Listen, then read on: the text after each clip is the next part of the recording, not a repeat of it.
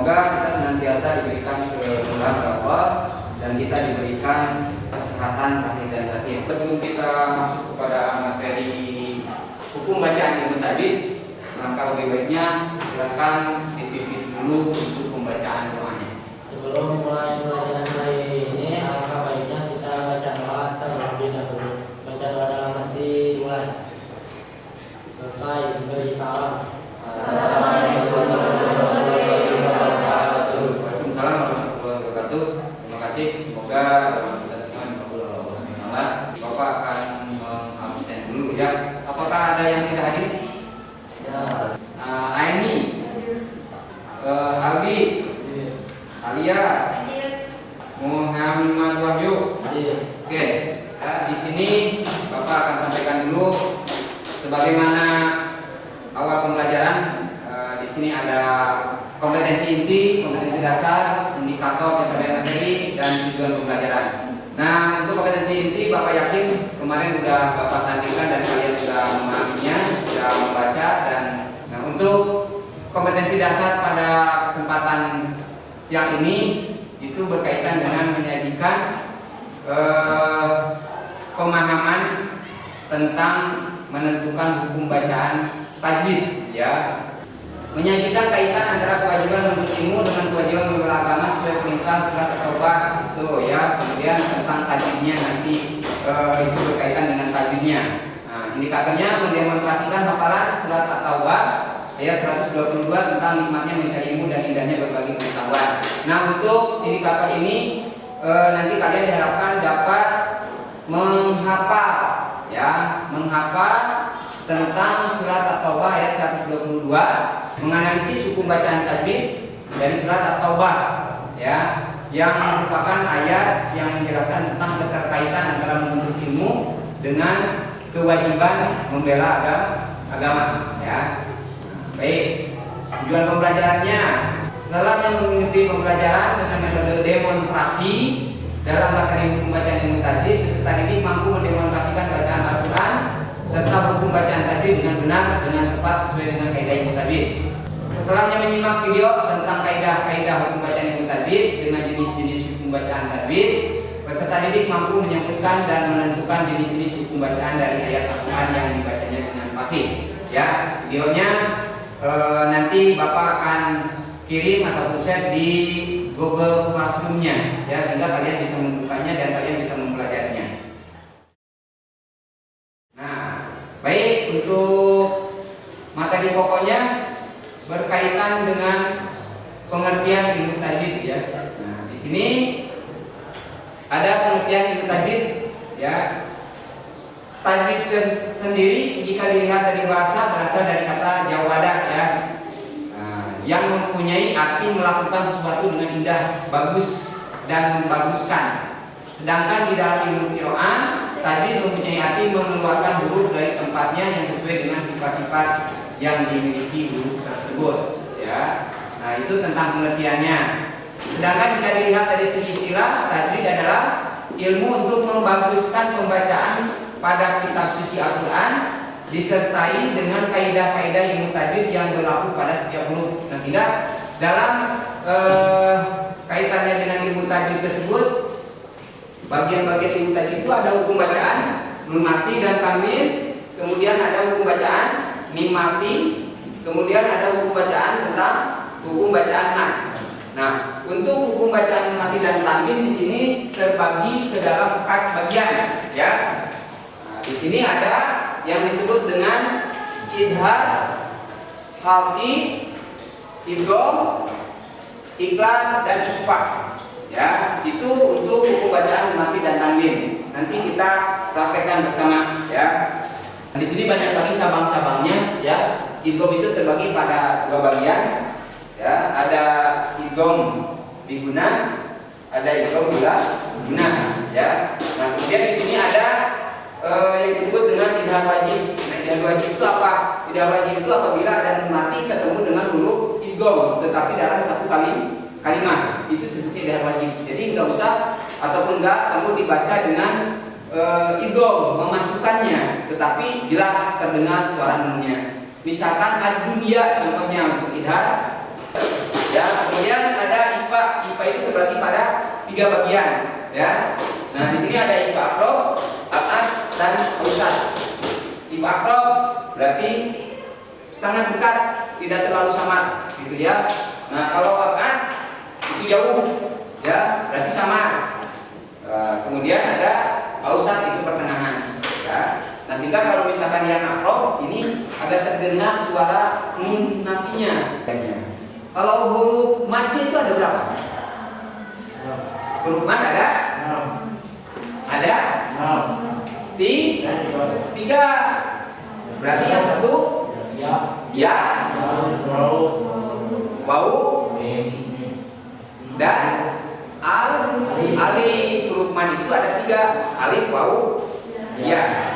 Alif sebelum ataupun alif setelah harakat fathah, ya setelah harakat kasroh, wau setelah harakat dhamma. Panjangnya 2 huruf. Oke, ya. Nah, ada pertanyaan dulu sampai sini? Silakan. Kalau ada pertanyaan? Ada?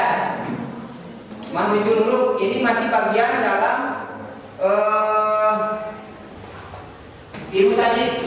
Ya, jadi pembahasan ilmu tajwid itu tidak hanya dalam hukum bacaan saja, tetapi di sini ada mahfuz huruf, tempat keluarnya huruf. Ya, di sini ada dalamnya seperti ini. Ya. Dan ini akan berpengaruh pada yang namanya sifat-sifat huruf ketika nanti diucapkan. Antara sa dengan sya, ada sa, ya, ada sa, ada sya. Safawiyah, bibir, ya, yang hurufnya itu terletak di bibir. Kemudian ada bisawiyah, ya, busi. Kemudian ada jawabiyah, longgar tenggorokan, kha. Kemudian ada sajadiyah, ya, bagian tengah lidah. Jadi di bagian tengah lidah. Kemudian juga dipelajari tentang dalam ilmu tajwid itu macam-macam tanda wakaf, pada ketika kita berhenti di mana, ketika kita tidak untuk berhenti, lanjut terus, itu harus bagaimana. Dan ketika kita membaca Al-Quran terkuat nih, terus bagaimana berhenti, ketika mau melanjutkan bagaimana. Berarti kalau tidak ada tanda wakaf, berarti kita melanjutkannya diulang 2 kali kalimat. Nah, kaitan dengan mempelajari ilmu tajwid itu sendiri, mempelajari ilmu tajwid itu hukumnya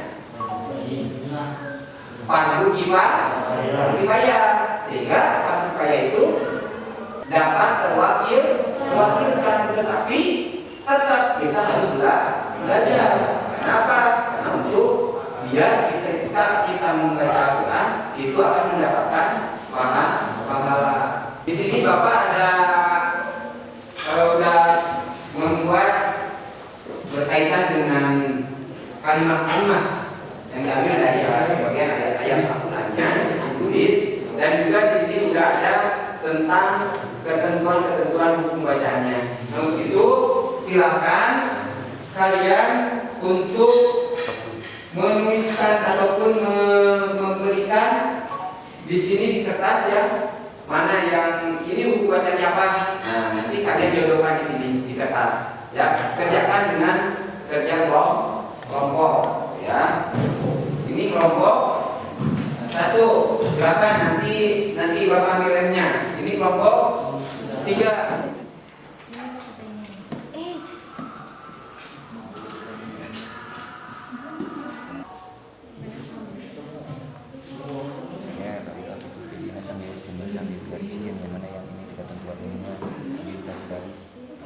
Oke, untuk kerja kelompoknya udah beres ya? Oke, coba Bapak lihat dulu. Oke, ya, ini udah. Di sini ada yang darun mat arif di sukun. Kenapa disebut mat arif di sukun? Apa? Oke, karena huruf mat berada di akhir ayat, sehingga dibacanya harus berhenti dan panjang. Ya, terus di sini ada lakum tapas sahu. Di sini kalian tentukan hukum bacanya adalah idhar sabawi. Kenapa idhar sabawi? karena mim mati ketemu dengan ta. Bagus ya.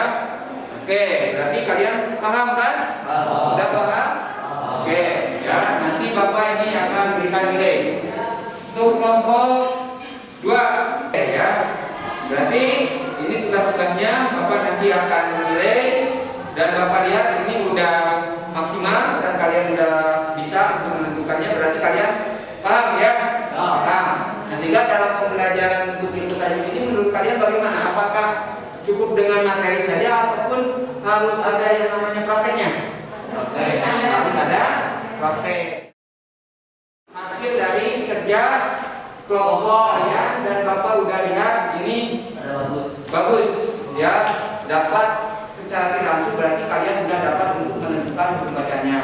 Ya, tinggal nanti minggu depan karena waktunya sekarang udah terlalu sore, berarti nanti minggu depan kita lanjutkan dengan cara kalian dapat membaca dengan benar. Jadi nanti Bapak akan kalian suruh ke depan untuk membaca dan sesuai dengan kaidah ketentuan ilmu tajwid. Sebelum kita tutup, mari kita simpulkan hasil untuk pembelajaran pada kesempatan kali ini berkaitan dengan buku bacaan ilmu tajwid. Jadi ilmu tajwid itu adalah salah satu ilmu yang mempelajari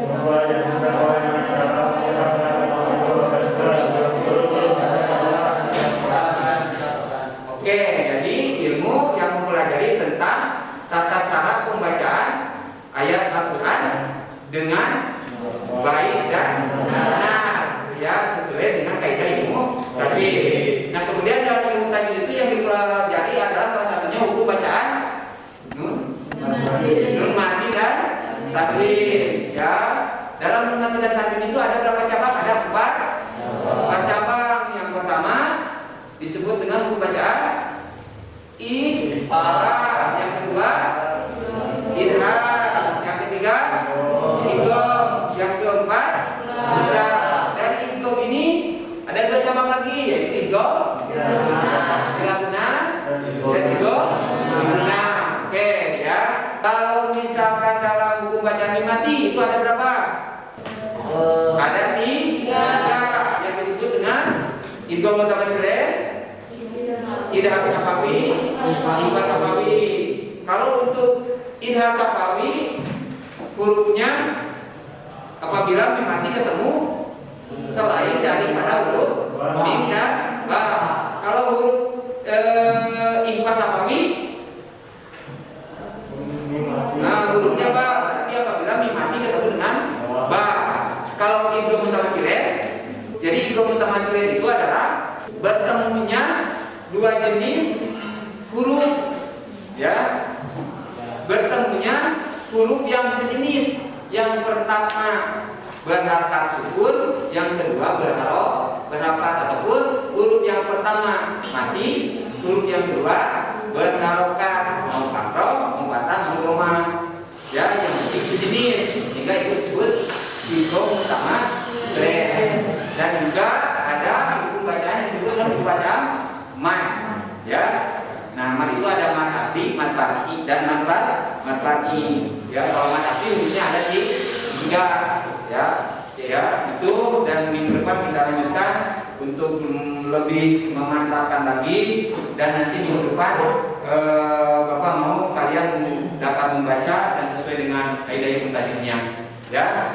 Kalau misalkan tidak ada pertanyaan, ya, dirasa cukup, Bapak ucapkan terima kasih dan mudah-mudahan pertemuan kali ini mendapatkan ridho dari Allah Subhanahu wa taala. Kalian mendapatkan pemahaman yang benar-benar kalian paham. Bapak ucapkan terima kasih. Sebelum kita tutup, silakan ada yang memiliki untuk berdoa. Sebelum mengakhiri pelajaran hari ini, baiknya kita baca terlebih dahulu. Baca doa di dalam hati dimulai. Selesai. Beri salam. Assalamualaikum warahmatullahi wabarakatuh. Baiklah, demikian pembelajaran pada kesempatan ini. Silakan kalian pulang dan berjumpa. Terima kasih. Terima kasih.